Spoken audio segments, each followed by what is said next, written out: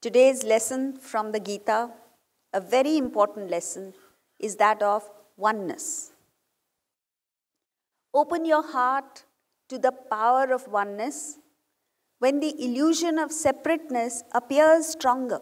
Illusions always appear stronger than the reality.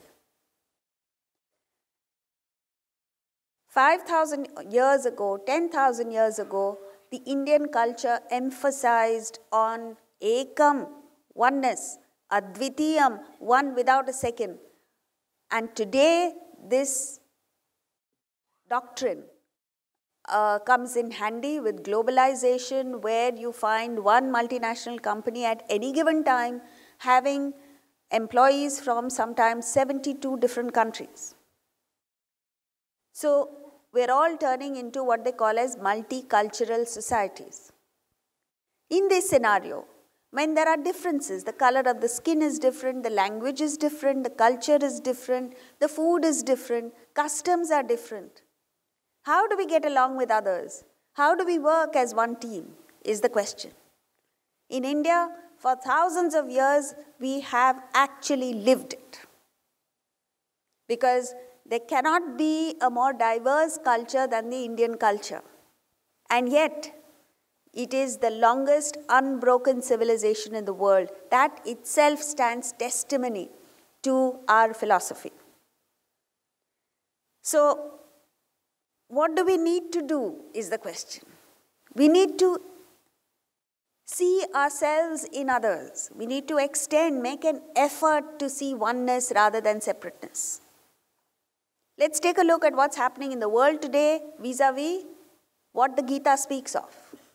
First of all, the world is strongly entrenched in this feeling of otherness, that you are different from me. And this is the cause of all the problems. Dhritarashtra could not see oneness with his own brother's children, and that caused the entire Mahabharata war, the devastation and the destruction and the sorrow and pain that followed. The Gita speaks of oneness. The world is highly competitive. It's based on competition. And it thrives on that rush of adrenaline that you come and you say, let me get that fellow, let me defeat the person. The objective is, of course, you must compete. In a game of cricket or tennis, you must compete. In business, you must compete. In every which way, you need to compete. But not out of the feeling of separateness. You compete in a sense of camaraderie, where we have common ideals. And as far as the occasion is concerned, the match is concerned, you compete and you fight bitterly for every point. But once the match is over, you shake hands, you give each other a hug. That is what is done. But it's not a mere ritual. It's something that you must feel from the depth of your being. And that's what we're talking about. Why is it necessary, particularly in the spiritual field, to feel that sense of oneness? Because the oneness, in fact, is the test of spiritual development. How do you know you have evolved? When you have broken down this sense of separateness. The Ishavasya Upanishad says that for a person who sees himself in others, in all beings, and all beings in himself, three things happen. First, he is freed from hatred. Hatred and negativity places such a huge burden on you. And you can't function normally as long as you are under that burden of hatred and negativity. It distorts your personality. You end up doing things that you really don't want to do because you're driven by this negativity and hatred. Bijugupsa, you're free from this revulsion, repulsion, disgust for others. Even if you feel that for one person, it destroys you. It certainly doesn't destroy the other person. But it sure as hell finishes you off. So you get free. First thing is you get freed from the hatred. Second, moha. You become free from the delusion. And the feeling of separateness comes because of the delusion. and the sorrow that ensues as a result of this separateness. The world, again, is strongly entrenched in one-upmanship. From childhood onwards, people are driven to say, I must be better than the rest. And that is why you have this fad for designer clothes. Exclusivity. That you must have one which nobody else has. It's not dependent on clothes. You must be a person of character and integrity. 1 in a million. Yes, you must be a designer piece that others find difficult to emulate. But what is the big deal about having one piece of cloth that nobody else has? So, one-upmanship, whereas the Gita speaks of harmonizing, of integrating, of that intensity of oneness to such a degree that you feel exactly what the other person feels. No less, no more. The world is based on discord, war, and these battles are being fought in courtrooms, in boardrooms, in living rooms, in bedrooms also. And look back into our history, where the entire India was a huge country which included Afghanistan, Sri Lanka, Burma, all over. And yet it was one country. This unity in diversity is something that we lived in the past. Same thing with joint families. 45 members of a family would live together under one roof harmoniously. That is the key word, harmoniously. Today there are joint families, but they are disharmoniously. They live together because of circumstances, not by choice. And there was a perfect understanding. Different members of the family were different, but they were all accepted as one. Now, even in a nuclear family, between the husband, wife, and children, there is discord. Between any two members of the family, there is discord. What a terrible thing to do. So, why is it that we see differences is the question. Everybody speaks of oneness. Why is it that we see differences? Let's take a look at physics. Let's take help from physics. When you pass a ray of white light through a prism, that prism refracts that one ray of white light into 7 distinct and different colors. But those of us who understand physics, even when you see the different colors emerge from the prism, you revel in the differences, you enjoy the differences because you know they all come from that one ray of white light. Similarly, friends, that one unifying, harmonizing Atman, which you are seeing through the prism, through the limitations of the body, mind, and intellect, and its preferences, its likes and dislikes, its prejudices and biases. Because of this, you see sharp, distinct differences. Therefore, you say, I love my mother, I hate my mother-in-law. There is no difference between the two. The difference is in your mind and the way you view it. So, a sattvic intellect is that which sees unity in diversity. A sattvic intellect is one who sees differences but revels in the oneness. A rajasic intellect creates differences, fissures, rifts, conflict, where there is oneness. And therefore suffers and feels insecure. You know, insecurity comes from this sense of separateness, aloofness. You don't want to be associated with people. And such people are doomed to live lonely, miserable lives. When you're young, you don't feel it. But as you grow older, you understand, you know, the difference is some people are welcomed when they enter a room. Other people, when they enter, everyone disperses. So you become like that. The moment you enter, There are people who ring up their brothers and sisters and they say, no, don't come today, come next month. Their own siblings don't like them. Why? Because they create fissures, create rifts, create agitation wherever they go. Even in the religious field, in the spiritual field, you create differences. My God versus your God. My guru versus your guru. My ashram versus your ashram. How do you have the audacity to believe that only yours is right and everybody else is wrong? If you feel that in the spiritual field, you should give up spirituality. Even if it is factually correct that you are intellectually strong. But everybody is not an intellectual. There are different types of people who need different approaches to religion. And you must accept that. Only then are you a truly spiritual person. So, this sense of oneness is difficult to come by because we tend to be judgmental of others. Like it happened when Swami Vivekananda was invited to the court of a Maharaja.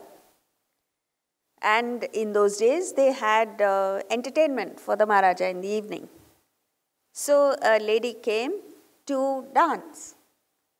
And just before her performance started, Swami Vivekananda got up and left the court saying, I am a sannyasi and I can't watch the dance performance.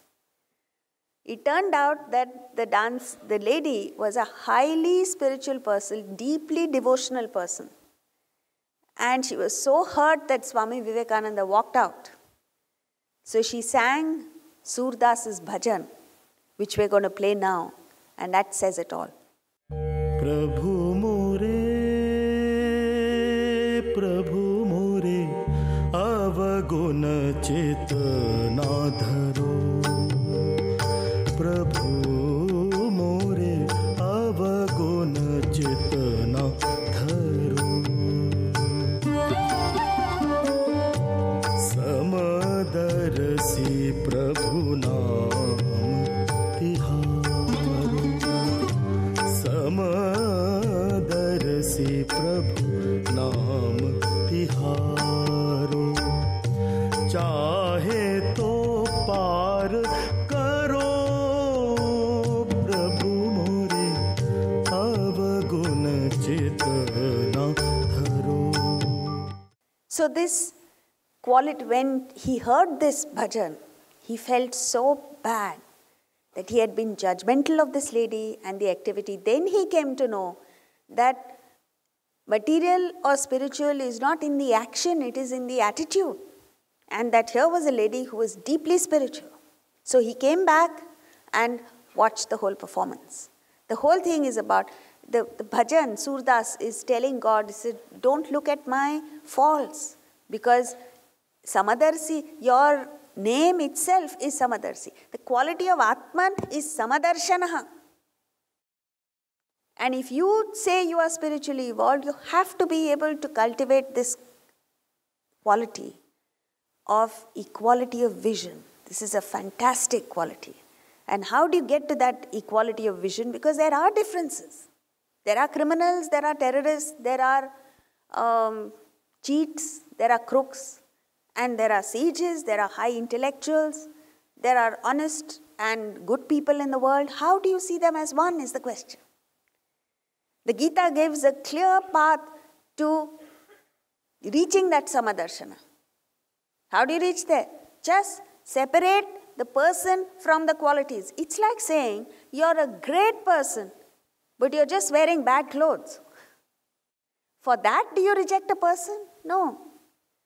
You should have the capacity to X-ray through the external differences and see that one Atman, that invigorating energy that is pulsating in each one of us. That energy, that power is the same in a criminal, a terrorist, a sage, an intellectual. That's how you get there. So, the body, mind and intellect is the refracting medium which creates the differences. So how do you get to the Samadarshana? You have to be able to rise above the body, the mind and the intellect. Identify with Atman within, then you see Atman everywhere. But before that, we need to see what are the benefits of oneness. Because we don't experience that, except in a very limited way. And why is it that we don't experience that? Because we are just too full of ourselves. We feel one only within ourselves. But see what happens. When you feel one, you see Samadarshana. Like within your body, you see oneness. You don't give the eye any more importance than you give your little toe. If your toe is hurt, if the nail gets damaged a bit, you tend to it with the same care and attention that you give to your eye. But the eye is different, the toe is different. You have Samadarshana as far as your body is concerned. Emotional. You have, let's say, 2 children, one boy, one girl. One child could be brilliant, the other child could be a little dull. One child could be rebellious and troublesome. The other child is placid and very, very easy to manage. But your attitude towards both the children is the same. You have Samadarshana towards both the children. How? Because you view them only as my children. So the moment there is a common factor, you are able to rise above the differences. But your oneness ends there. Beyond that, I don't like you. And you are dark. And you are poor. And you are dull. And you are arrogant.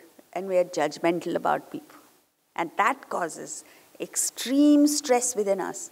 That causes sorrow within us. And that distorts our personality totally. So, when you feel one, you see the best in the other person. You're amused by the faults. You don't get irritated by the faults. Like, there's a man here who has an extremely selfish, self-centered and stupid wife. But his view of her is very benevolent. Because there is love there, because there is a feeling of oneness. Her stupidity he views as amusing. He only gets amused by her. Everybody else gets irritated. Second, you are never insecure. That is why wherever you go, anywhere, any part of the world you go to, when you come back home, you feel so good, right? Why is it? Because you don't feel insecure in your own home. The moment you step out, there is the otherness. Especially when you go to a foreign country. That's why all Indians are so well behaved in a foreign country. You never throw trash out of the window. You are never rude to any person. You follow the law perfectly. No white money, black money business outside. But the moment you come back to India, you're back to the same routine. Why? Because you feel so comfortable here. Not insecure. Third, you understand the other person. When you understand the other person and you have a perfect assessment of the other person, nothing bothers you, nothing irritates you. You're never taken by surprise. For instance, you take a look at the animal kingdom. You understand perfectly well the nature of a tiger, the nature of a lion, the nature of a leopard. So, even when an animal lover goes to help a leopard that is in danger, he understands fully well that given half a chance, that injured leopard that he is going to save will first attack him. So, he has to be very careful to make sure that he is out of striking range of the leopard at all times. And if necessary, he anesthetizes the leopard.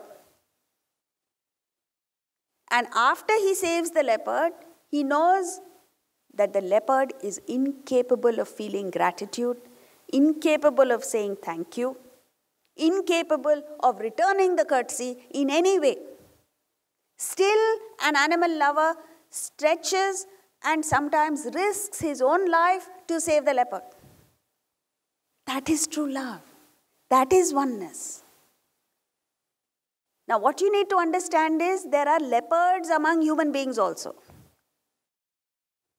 There are people who are so dull that they are incapable of understanding that you are doing things for them out of love and affection.